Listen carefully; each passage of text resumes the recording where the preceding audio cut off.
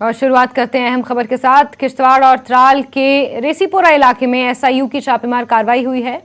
Terror funding मामले में यह छापेमार हुई है। ऐसे आतंकियों के खिलाफ छापेमार कार्रवाई की गई है जो फिलहाल पाकिस्तान से आतंकवादी कार्रवाइयों को अंजाम दे रहे हैं। एसआईयू ने इन आतंकियों के घरों की तलाशी ली है और त्राल और किश्तवाड़ में एसआईयू ने छापेमार कार्रवाइयों को अंजाम दिया है।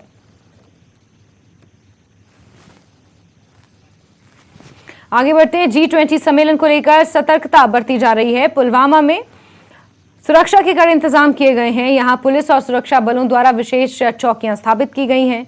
जगह जगह पुलिस और सुरक्षा बलों द्वारा चेकिंग भी की जा रही है।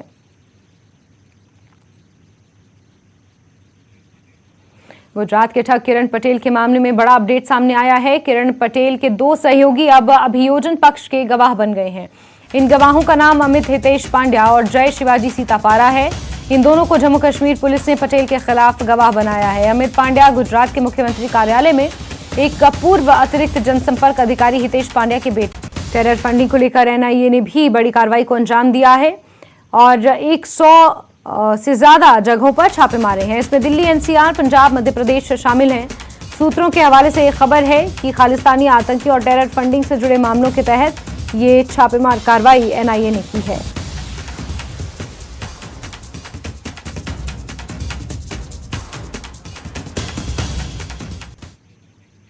पीएमओ में राज्य मंत्री जितेंद्र सिंह ने बीजेपी की बैठक से G20 को लेकर कहा कि इस बैठक से जम्मू कश्मीर की संस्कृति से विदेशी मेहमानों को रूबरू होने का मौका मिलेगा। साथ ही इस बैठक में उनके साथ कई केंद्रीय मंत्री शामिल होने वाले हैं। अवसर है जम्मू कश्मीर के लिए शो केसिंग का। 22, 23, 24 को श्रीनगर में रहने वाला है। उसमें व्यक्तिगत तौर पर मैं भी रहूंगा। हमारे पर्यटन मंत्री केसी रेड्डी भी रहेंगे और राज्यपाल महोदय उसकी मेजबानी करेंगे। 22 तारीख को अधिकतर वहां उनका डल झील में और कल्चरल प्रोग्राम इत्यादि है और जो असली बिजनेस रहेगा वो 22-23 तारीख सुबह 9:30 बजे के बाद। और मुझे लगता है कि उससे जो उसका कंटेंट है कार्यक्रम का, उससे भी अधिक महत्वपूर्ण बात यह है कि श्रीनगर में अंतर्राष्ट्रीय स्तर का एक इतनी बड़ा आयोजन हो रहा है, समारोह हो रहा है, गोष्ठी हो रही है और एक तरह से इसका संदेश देश विदेश में रहेगा।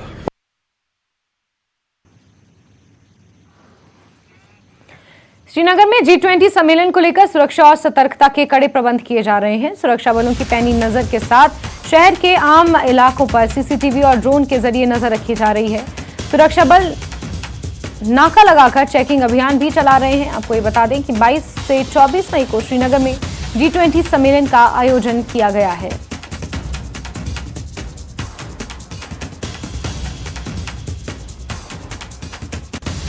श्रीनगर को स्मार्ट सिटी बनाने की कवायद तेज हो गई है और इसके लिए 100 इलेक्ट्रॉनिक बसों को श्रीनगर की सड़कों पर दौड़ाने की तैयारी है। इन बसों को पैनिक बटन, लोकेशन सिस्टम समेत कई आधुनिक सुविधाओं से लैस किया गया है। वहीं प्रशासन की योजना छोटे रूट्स पर मिनी बसेस को चलाने की है। ये सभी कोशिशें ग्रीन श्रीनगर का हिस्सा हैं।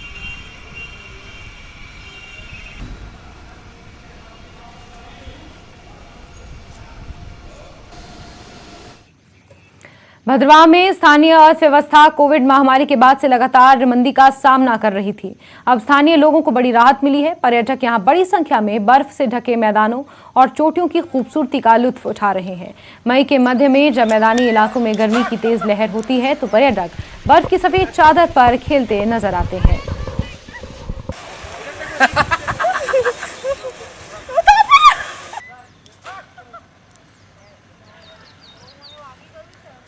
मेरा नाम अंशु जायसवाल है। मैं पटना से आई हूँ। इस वेदर को देख करके मन एकदम खुश हो गया। हम लोग पटना से हैं। पटना में टेम्परेचर बहुत ज़्यादा हाई है, बहुत ज़्यादा हाई है। इस मौसम में यहाँ बर्फ़ देख करके मैं फर्स्ट बार यहाँ बर्फ़ देख रही हूँ।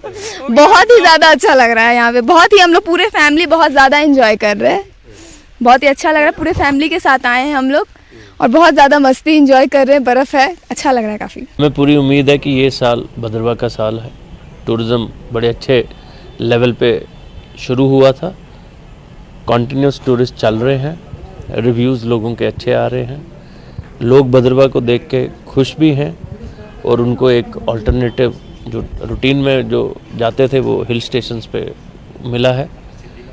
एक्टिविटीज़ को लेके हमने आज यहाँ के जो स्टेक होल्डर्स हैं उनसे बात की, जिसमें हम एडवेंचर जिसमें हम यहाँ की नेचर को प्रमोट करेंगे, लोगों को बताएंगे कि वो यहाँ आके बैठें, यहाँ के कल्चर को, यहाँ के खाने को, यहाँ की सुंदरता को निहारें। श्रीनगर के कश्मीर हाट में सौर ऊर्जा पर एक सप्ताह का जागरूकता कार्यक्रम चल रहा है, जहां सौर ऊर्जा के उपयोग के प्रति लोगों को जागरूक किया जा रहा है ताकि बिजली आपूर्ति पर पड़ने वाले बोझ को कम किया जा सके। यहां किसानों को सौर ऊर्जा के उपकरणों पर 60% अनुदान दिया जा रहा है।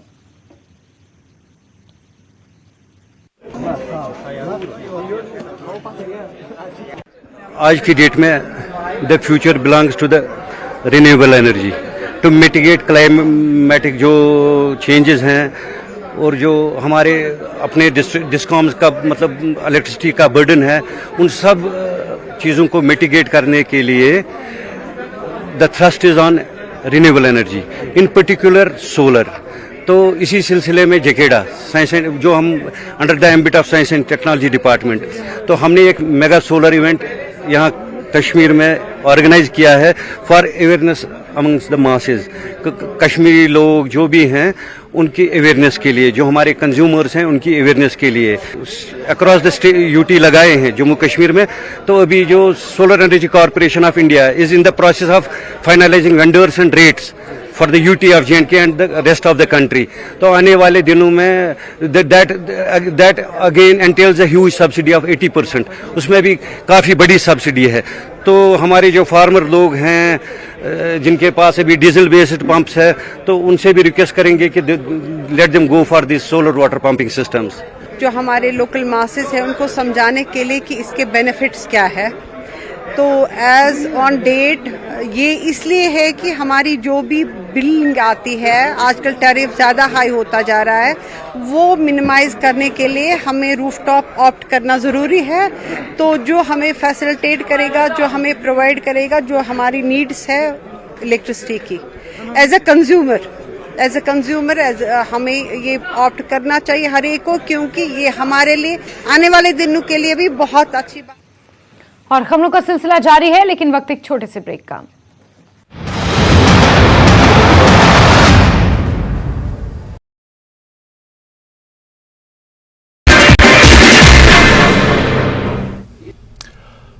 नमस्कार, आप देख रहे हैं धार भी रफ्तार भी, मैं हूं आपके साथ अबू हुरैरा। ये खबरों को देखते हैं फटाफट अंदाज में। G20 बैठक 22 मई से 24 मई तक। G20 बैठक पर सबकी निगाहें, आतंकवाद के खिलाफ आवाज उठाने की उम्मीद। श्रीनगर में G20 समिट के खिलाफ साजिश रच रहा है पाकिस्तान। सूत्रों के मुताबिक सोशल मीडिया पर दुष्प्रचार करने वाले 100 लोगों के प्रोफाइल और नंबर का पता चला। श्रीनगर में G20 शिखर सम्मेलन के खिलाफ पाकिस्तान के अभियान पर अपनी पार्टी के वरिष्ठ नेता नूर मोहम्मद ने प्रतिक्रिया देते हुए कहा कि अगर श्रीनगर में G20 शिखर सम्मेलन आयोजित करना कश्मीरी लोगों के लिए फायदेमंद साबित हो रहा है, तो हमें पाकिस्तान या किसी और देश से कोई सरोकार नहीं है। पाकिस्तान के हालात कैसे हैं सब जानते हैं। निदेशक शहरी स्थानीय निकाय कश्मीर का कहना है कि G20 बैठक को लेकर विभाग की ओर से काफी कदम उठाए जा रहे हैं, जिसके तहत नगरों के सौंदर्यीकरण की परियोजनाओं को बड़े पैमाने पर क्रियान्वित किया जा रहा है। कश्मीर में G20 शिखर सम्मेलन से पहले श्रीनगर में सुरक्षा के कड़े इंतजाम किए गए हैं। बैठक के शांतिपूर्ण संचालन को सुनिश्चित करने के लिए शहर और आसपास के विभिन्न स्थानों पर ड्रोन, सीसीटीवी कैमरे से नजर रखी जा रही है। जगह जगह चेक पॉइंट बनाए गए हैं। मीरवाइज फारूक हत्या मामले में श्रीनगर में स्पेशल डीजी CID ने एक प्रेस कॉन्फ्रेंस की। उन्होंने बताया कि इस मामले में भगोड़े जावेद भट्ट और अयूब भट्ट को CBI ने अपनी गिरफ्त में ले लिया है। इस मामले में 5 में से 2 को एनकाउंटर में मारा जा चुका है और एक गुनहगार जेल में उम्र कैद की सजा काट रहा है। पामपुर में योग कार्यक्रम का आयोजन किया गया। कार्यक्रम का आयोजन यूथ सर्विसेज एंड स्पोर्ट्स ने। ब्रेक के बाद आगे बढ़ेंगे। IPL सीजन 16 के लिए धर्मशाला तैयार है और आज पंजाब और दिल्ली कैपिटल्स के बीच मुकाबला होने वाला है, लेकिन इस मैच में मौसम खलल डाल सकता है। मौसम विभाग ने दोपहर बाद बारिश का अनुमान जताया है। इससे पहले दोनों टीमों ने प्रैक्टिस में जमकर पसीना भी बहाया। धर्मशाला का स्टेडियम पंजाब किंग्स के लिए हमेशा लकी माना जाता है। यहां खेले गए 9 मुकाबलों में से 5 पंजाब किंग्स ने जीते हैं। वहीं 2 बार मुकाबले 17 तारीख को हो चुके हैं, जिसमें दोनों मैचों में पंजाब किंग्स ने जीत दर्ज की थी।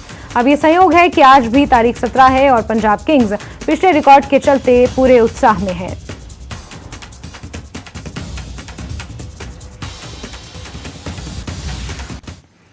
शिमला के राज्य सचिवालय में आज दोपहर 3 बजे सुक्खू कैबिनेट की बैठक होने वाली है। इस बैठक में नई भर्तियों को लेकर कैबिनेट फैसला ले सकती है।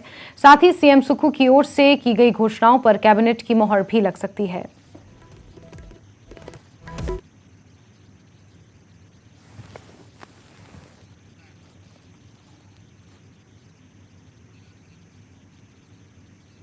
शिमला नगर निगम के नए मेयर सुरेंद्र चौहान को बधाई देने वालों का तांता लगा हुआ है। आज सुरेंद्र चौहान और डिप्टी मेयर उमा कौशल मेयर ऑफिस पहुंचे, जहां बड़ी संख्या में लोग अपनी मांगों को लेकर भी पहुंचे थे। यहां न्यूज 18 से बातचीत में सुरेंद्र चौहान ने कहा कि वो नए डेवलपमेंट प्लान पर काम शुरू करेंगे और शहर को सुंदर बनाने का काम करेंगे। उन्होंने डिप्टी मेयर के कार्यालय के मामले को प्रशासनिक चूक बताया और कहा कि सीएम के ध्यान में है और जल्द ही इसे सुलझा लिया जाएगा। इससे पहले कि हम बातचीत का सिलसिला आगे शुरू करें, जरा पहले जो कंट्रोवर्सी हुई है उसके बारे में आपका मत क्या है, आपकी प्रतिक्रिया? कंट्रोवर्सी कौन सी? मुझे बहुत सारी है। हाँ, मुझे बताओ कौन सी कंट्रोवर्सी? आपके डिप्टी मेयर के ऑफिस को लेकर। अच्छा, हाँ, नहीं, मेरे हिसाब से एडमिनिस्ट्रेटिव मिस्टेक है, कोई इतना बड़ा नहीं है, क्योंकि 1-2 दिन पहले ही शायद हुआ है। हमको तो उस दिन भी नहीं पता लगा कि ऐसा था। तो एडमिनिस्ट्रेटिव लेवल से था, जिनका कुछ शायद ऐसा चल रहा था कि हाउस को लगाना है या हाउस को बनाना है या जगह की स्पेस बन रहा है, क्योंकि हमारे पास हाउस को चलाने के लिए कोई ऐसी व्यवस्था नहीं है। तो हम बचत भवन में करते थे उसकी परमिशन, शायद उसको लेकर के कोई कंफ्यूजन थी। बाकी माननीय मुख्यमंत्री के ध्यान में भी हमने लाया मामला ही, तो मेरे ख्याल से जल्दी हो जाना चाहिए। कोई ऐसा बड़ा ये तो बना हुआ है, ऑफिस तो बना हुआ है, सिर्फ उसमें वो करना है। क्या प्राथमिकताएं लेकर चल रहे हैं शिमला शहर को लेकर? देखिए, शिमला में सबसे ज़्यादा तो ट्रैफिक की बहुत प्रॉब्लम है, पार्किंग की बहुत बड़े इश्यूज हैं।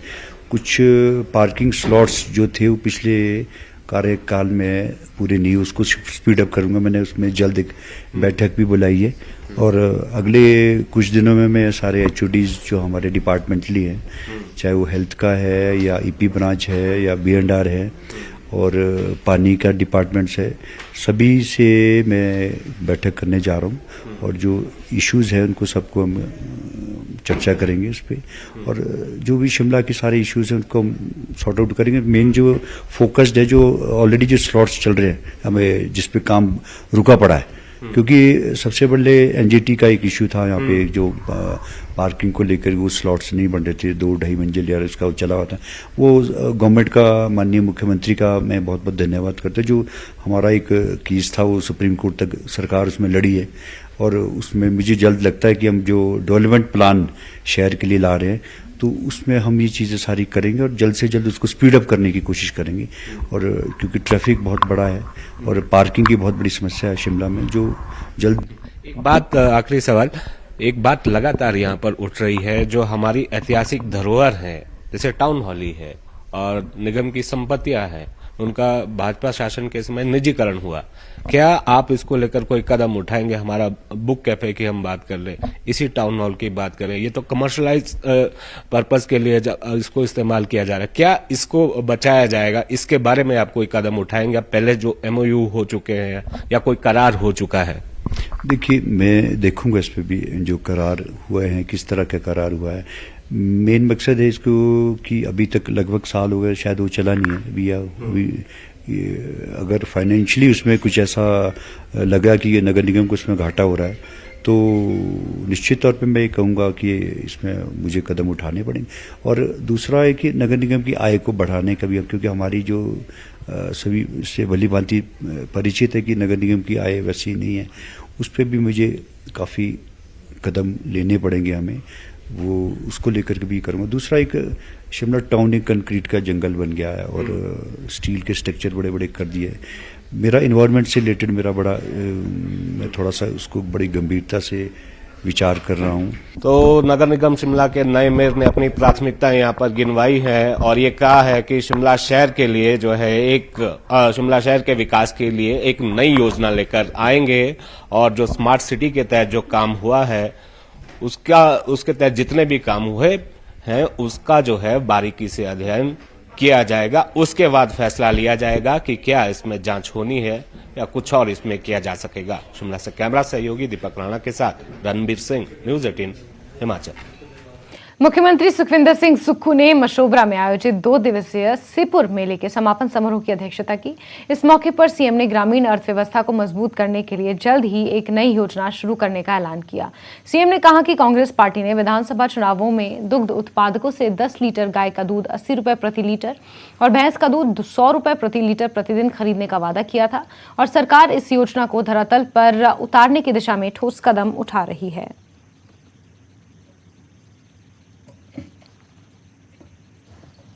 आने वाले समय में आप वो देखेंगे कि हम आपके लिए एक ऐसी योजना लेकर आ रहे हैं जो आपके घर की आर्थिक स्थिति को मजबूत करेगी। हम ग्रामीण अर्थव्यवस्था को मजबूत करने के लिए गांव के लोगों के हाथ में पैसा कैसे आए उस दृष्टि से हमारी सरकार काम कर रही है। कैबिनेट में आए दिन हम कहीं ना कहीं पुराने कानूनों को बदलकर नए कानूनी व्यवस्था की ओर जा रहे हैं, लेकिन इसका मतलब ये नहीं है कि हम विकास को रोकेंगे। किसी प्रकार के विकास को नहीं रोकेंगे।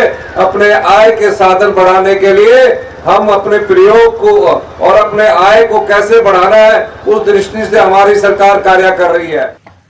सीपुर मेले में सीएम सुखविंदर सिंह सुक्खू ने बीजेपी पर जमकर निशाना साधा। सीएम ने कहा कि पिछले 5 साल में बीजेपी की सरकार ने प्रदेश को आर्थिक बदहाली की दिशा में धकेला है और इससे उभरने में प्रदेश को वक्त लगेगा। मेले में सीएम के साथ कैबिनेट मंत्री अनिरुद्ध सिंह भी मौजूद रहे। आप आने वाले 1-2 साल में देखेंगे 80 रुपए प्रति किलो के हिसाब से लिया जाएगा और भैंस का दूध 100 रुपए किलो के हिसाब से लिया जाएगा। लेकिन अभी उस योजना का अमली जामा पहनाया जा रहा है।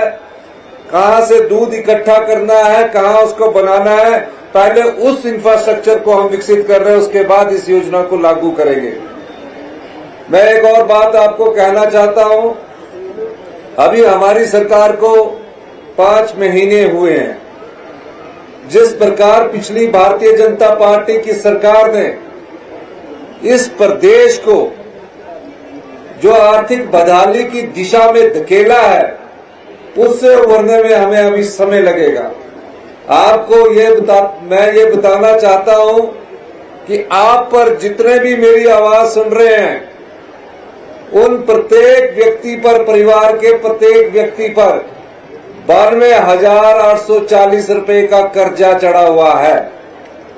92,840 रुपए का कर्जा चढ़ा हुआ है। 75,000 करोड़ रुपए का कर्जा इस सरकार पर चढ़ा हुआ है। आए दिन हमें अब बड़ी कड़ी मेहनत के बाद अपने राज्य को चलाने के लिए धन का प्रावधान करना पड़ता है, लेकिन हम इनसे पीछे हटने वाले नहीं हैं। हम रात के 12-12 बजे तक, 11-11 बजे तक जो व्यवस्था पिछले 40 साल में बिगड़ी है उसको सुधारने की कोशिश हम कर रहे हैं। हम प्रयास कर रहे हैं कि हिमाचल प्रदेश के लोग अपने पांव पर खड़े हों, हिमाचल प्रदेश की अर्थव्यवस्था मजबूत हो और हमें कम से कम इन्हें मजबूत करने में कम से कम 10 साल लगेंगे और 4 साल लगेंगे अर्थव्यवस्था को पटड़ी पर लाने में, और 10 साल में हिमाचल प्रदेश आप गौरव महसूस करेंगे, गर्व महसूस करेंगे। हिमाचल प्रदेश हिंदुस्तान का सबसे अमीर राज्य होगा, सबसे आगे बढ़ेंगे और गगरेट विधानसभा क्षेत्र के जीतपुर बेहरी में प्रस्तावित इथेनॉल प्लांट के निर्माण की समीक्षा के लिए एक बैठक हुई। इस बैठक की अध्यक्षता सीएम सुखविंदर सिंह सुक्खू ने की। दरअसल हिंदुस्तान पेट्रोलियम कॉर्पोरेशन लिमिटेड 30 एकड़ भूमि पर लगभग 500 करोड़ रुपए की लागत से यह संयंत्र स्थापित कर रहा है। बैठक में सीएम सुक्खू ने कहा कि राज्य सरकार परियोजना में 50% हिस्सेदारी निवेश करने के लिए तैयार है और सरकार इस परियोजना को पूरा सहयोग देगी। यहां सीएम ने जिला प्रशासन को भंजल से संपर्क सड़क के लिए 10 दिनों के भीतर भूमि अधिग्रहण का काम शुरू करने के निर्देश दिए। साथ ही प्लांट के निर्माण में आने वाली बाधाओं को दूर करने का भी आश्वासन दिया। सीएम सुक्खू ने कहा कि ये प्लांट स्थानीय लोगों को रोजगार और स्वरोजगार के अवसर प्रदान करेगा और कांगड़ा, हमीरपुर, बिलासपुर के साथ साथ पंजाब के पास के जिलों के किसानों को अनाज आधारित इथेनॉल प्लांट से फायदा पहुंचेगा।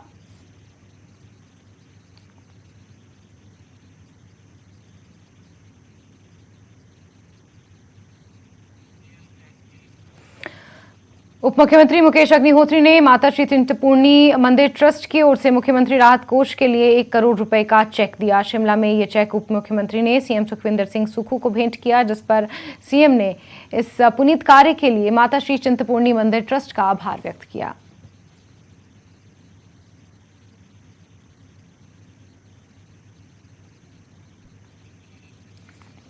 शिमला में खेल मंत्री विक्रमादित्य सिंह ने प्रेस कॉन्फ्रेंस की इस दौरान कहा कि प्रदेश के सभी खेल संघों के साथ बैठक हुई है, जिसमें खेलों को बढ़ावा देने, खिलाड़ियों को सुविधा देने पर आधारभूत ढांचे को मजबूत करने पर चर्चा हुई। इसके अलावा कैबिनेट मंत्री ने कहा कि सितंबर या अक्टूबर में ग्रामीण ओलंपियाड का आयोजन होगा, जिसमें करीब 40,000 खिलाड़ी हिस्सा लेंगे। साथ ही बैठक में ग्रामीण ओलंपियाड के आयोजन को लेकर भी विस्तृत चर्चा हुई।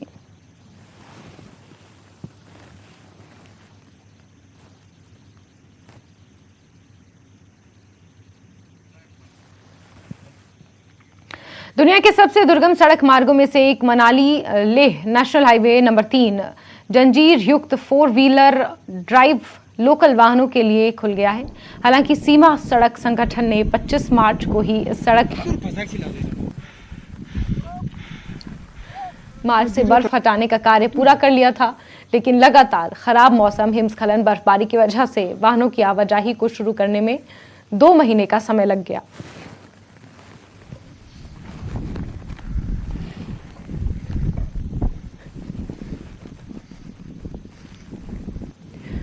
इस मार्ग के खुल जाने से लोकल लोगों को बड़ी राहत मिली है। हालांकि टूरिस्ट वाहनों को दीपक ताल और कमर्शियल वाहनों को दारचा से सरचू वन वे ट्रैफिक सुबह 7:30 बजे से 10 बजे के बीच ही खोले जाने की अनुमति है।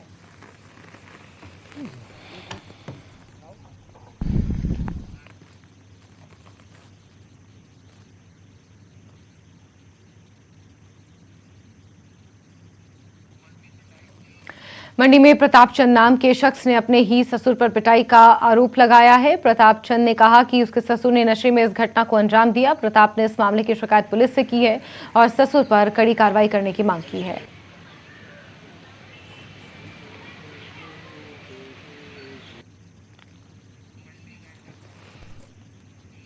वहीं मंडी में रेहड़ी फेहड़ी यूनियन की मांग पर नगर निगम ने शहर में 35 वेंडिंग क्षेत्र चिन्हित किए हैं। चिन्हित किए गए स्थानों पर 392 रेहड़ियां लगेंगी और इतने ही लोग हर रोज अपनी आजीविका कमा पाएंगे। आपको बता दें कि सीटू से संबंधित रेहड़ी और फेहड़ी वर्कर्स यूनियन लंबे समय से इसकी मांग कर रहे थे।